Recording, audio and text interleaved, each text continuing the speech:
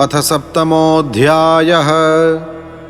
श्रीशुक उवाच एवं ब्रुवाणं मैत्रेयं द्वैपायनसुतो बुधः प्रीणयन्निव भारत्या विदुरः प्रत्यभाषत। विदुर उवाच ब्रह्मन् कथं भगवतश्चिन्मात्रस्या विकारिणः लीलया चापि युज्येरन्निर्गुणस्य गुणः क्रियाः।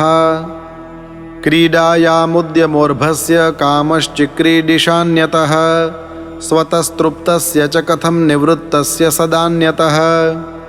अस्राक्षीद् भगवान् विश्वं गुणमय्यात्ममायया तया संस्थापयत्येतद्भूयः प्रत्यपि धास्यति। देशतः कालतो योऽसावस्थातः स्वतोऽन्यतः अविलुप्तावबोधात्मा सयुज्येता जया कथम्। भगवानेक एवैष सर्वक्षेत्रेष्वस्थितः अमुष्य दुर्भगत्वं वा क्लेशो वा कर्मभिः कुतः।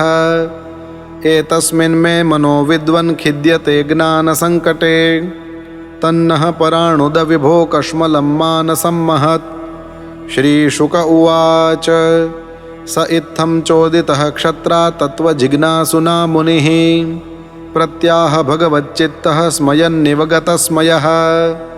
मैत्रेय उवाच सेयं भगवतो माया यन्न येन विरुध्यते ईश्वरस्य विमुक्तस्य कार्पण्यमुत बन्धनम्।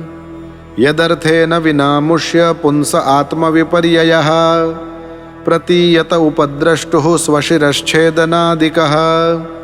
यथा जले चन्द्रमसः कम्पादिस्तत्कृतो गुणः दृश्यते सन्नपि द्रष्टुरात्मनो नात्मनो गुणः। स वै निवृत्तिधर्मेण वासुदेवानुकम्पया भगवद्भक्तियोगेन तिरोधत्ते शनैरिह। यदेन्द्रियोपरामोऽथ द्रष्ट्रात्मनि परे हरौ विलीयन्ते तदा क्लेशाः संसुप्तस्येव कृत्स्नशः। अशेषसङ्क्लेशशमं विधत्ते गुणानुवादश्रवणं मुरारेः कुतः पुनस्तच्चरणारविन्दपरागसेवारतिरात्मलब्धा। विदुर उवाच सञ्छिन्नः संशयो मह्यं तव सूक्तासिना विभो उभयत्रापि भगवन्मनो मे सम्प्रधावति। साध्वेतद्व्याहृतं विद्वन्नात्ममायायनं हरेः आभात्य पार्थं निर्मूलं विश्वमूलं न यद्बहिः। यश्च मूढतमो लोके यश्च बुद्धेः परं गतः तावुभौ सुखमेधेते क्लिश्यत्यन्तरितो जनः। अर्थाभावं विनिश्चित्य प्रतीतस्यापि नात्मनः तां चापि युष्मच्चरणसेवयाहं पराणुदे। यत्सेवया भगवतः कूटस्थस्य मधुद्विषः रतिरासो भवेत्तीव्रः पादयोर्व्यसनार्दनः।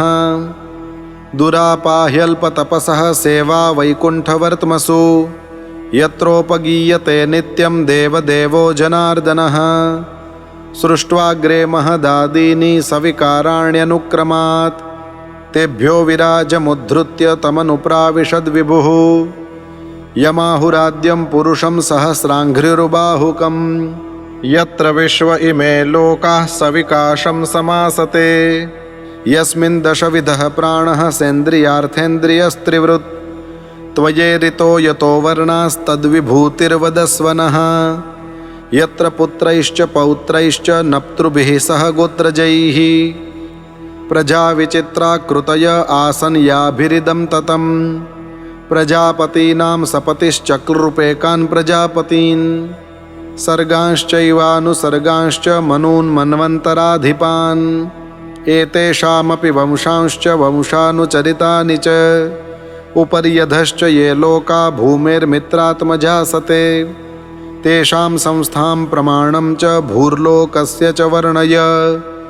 तिर्यङ्मानुषदेवानां सरीसृपपतत्रिणां वदनः सर्गसंव्यूहं गार्भस्वेदद्विजोद्भिदां। गुणावतारैर्विश्वस्य सर्गस्थित्यप्ययाश्रयम् सृजतः श्रीनिवासस्य व्याचक्ष्वोदारविक्रमम्।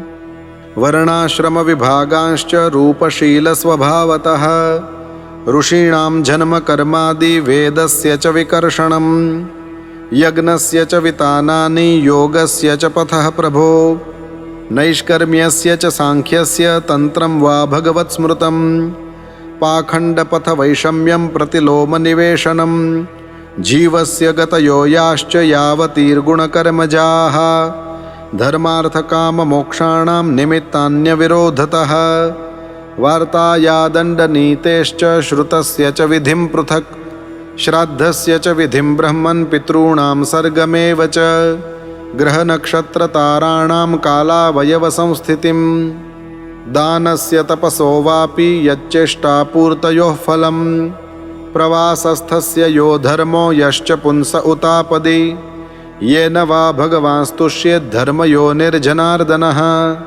सम्प्रसीदति वा येषामेतदाख्याहि चानघ अनुव्रतानां शिष्याणां पुत्राणां च द्विजोत्तम अनापृष्टमपि ब्रूयुर्गुरवो दीनवत्सलाः तत्त्वानां भगवंस्तेषां कतिधा प्रतिसङ्क्रमः तत्रेमं क उपासीरन् क उस्विदनुशेरते पुरुषस्य च संस्थानं स्वरूपं वा परस्य च ज्ञानं च नैगमं यत्तद्गुरुशिष्यप्रयोजनम् निमित्तानि च तस्येह प्रोक्तान्यनघसूरिभिः स्वतो ज्ञानं कुतः पुंसां भक्तिर्वैराग्यमेव वा एतान् मे पृच्छतः प्रश्नान् हरेः कर्मविवित्सया ब्रूहि मेघ्नस्य मित्रत्वादजया नष्टचक्षुषः सर्वे वेदाश्च यज्ञाश्च तपोदानानि चानघ जीवाभयप्रदानस्य न कुर्वीरन् कलामपि